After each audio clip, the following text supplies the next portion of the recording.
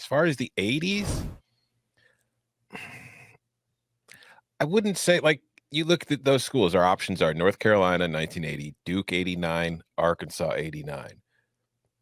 I don't know that any of those really surprise me. Like, Duke and North Carolina are, basketball schools. And I know North Carolina's had good seasons, and they've had, like Mac Brown's had some very good seasons. Butch Davis had some very good seasons, but they've never really been an ACC football contender.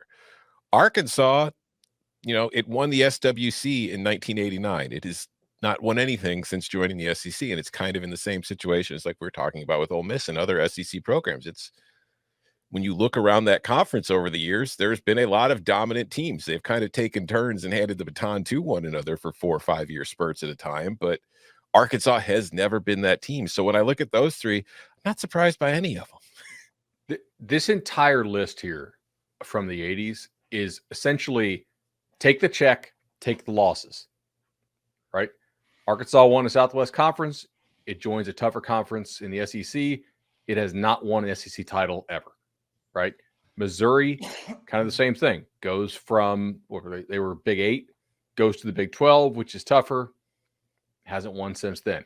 North Carolina and NC State are almost the reverse of this because, they won in the 80s and they've had good teams since, but you did add FSU in when FSU was really cooking in 91 or 92. I'm trying to 91, 92, excuse me.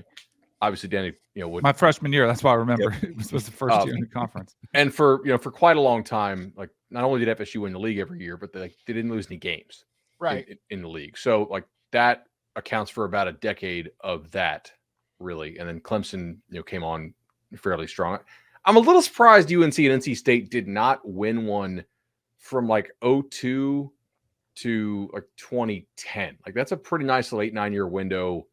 Virginia Tech had good teams. Boston College had good teams, but there was a vacuum of power in the league during that time. And that was probably a nice little window for them to do so. And they didn't get that done. Coaching. Yeah. The John Bunning era is, I've got a John Bunning bobblehead back there, and the commemorative John Bunning bobblehead was made after an 8-5 season. Yeah, 8-5 season, and we're printing shirts. Build a statue. Yeah, build a statue. They beat Auburn 16-10 in the Peach Bowl to turn 7-5 into 8-5, and dang near threw a parade.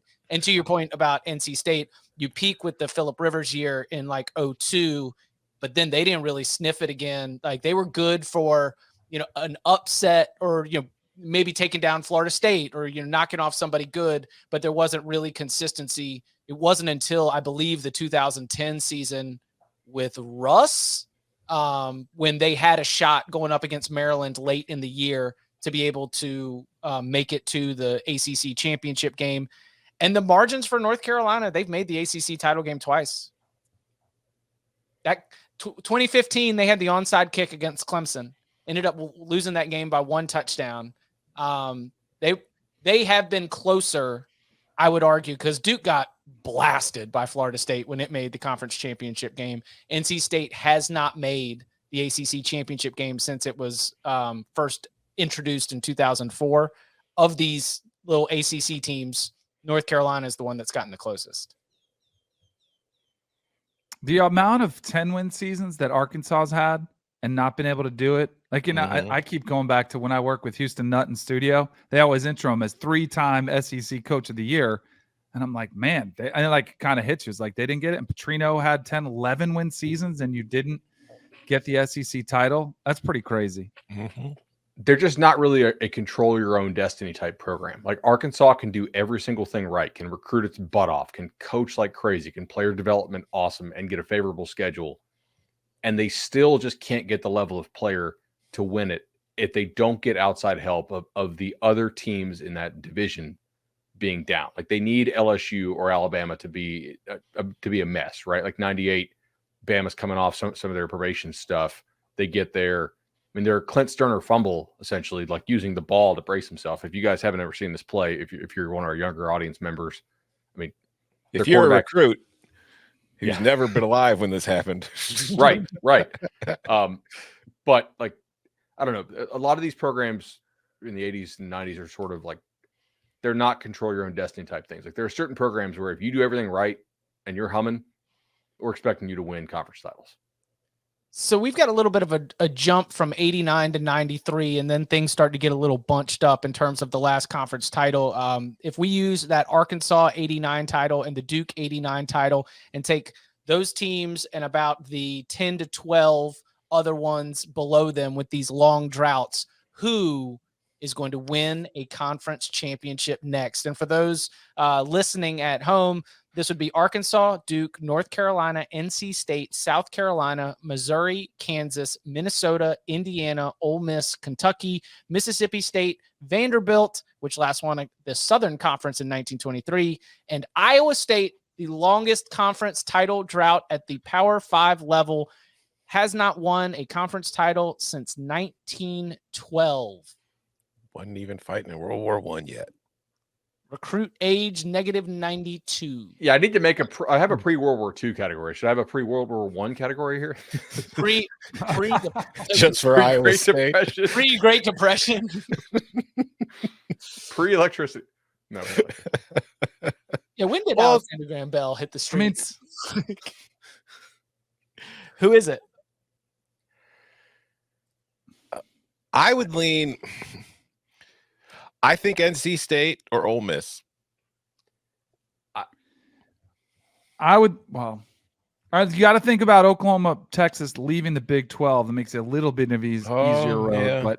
But I still think one of the ACC schools might, because we've had them close before. But doing away with the divisions isn't going to help.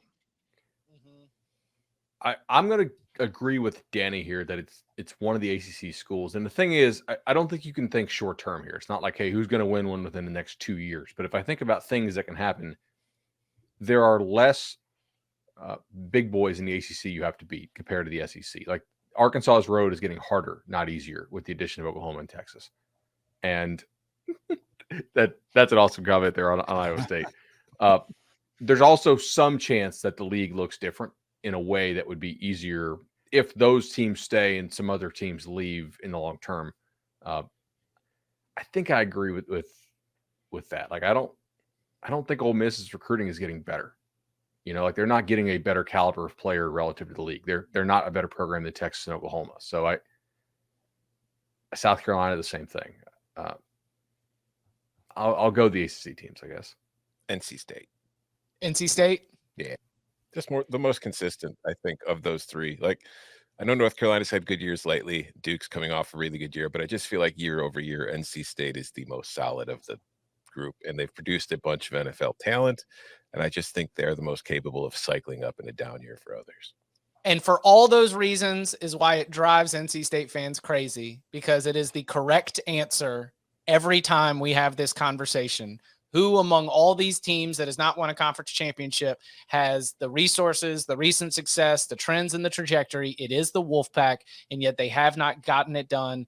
And so apologies to our good friend James Curl, but that is where the NC State blank really seems to rear its ugly head time and time again. But I think that is the correct answer.